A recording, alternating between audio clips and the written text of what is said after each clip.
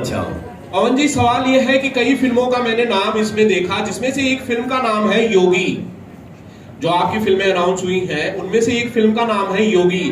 तो क्या ये उत्तर प्रदेश के मुख्यमंत्री योगी आदित्यनाथ जी के जीवन पर आधारित फिल्म होगी? पवन जी जरा बताएं इसमें। अभी सिर्फ हम इतना ही कहेंगे कि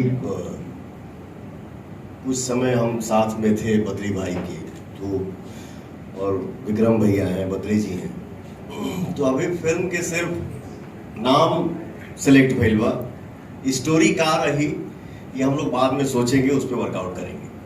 पवन जी, 5 फिल्में एक साथ अनाउंस हुई हैं आपकी। सारेगामा ने जिस तरह से गानों का सिचुएशन हालात बदल दिए, 5 फिल्में आपके साथ, जब ये फिल्में बनाने के बिजनेस में आए तो आपके साथ आपको इन्होंने चुना।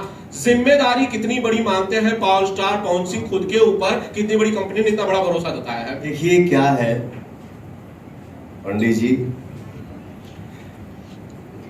काम कोई भी हो, वो सिंगिंग हो या एक्टिंग हो, हमारे लिए पूजा है।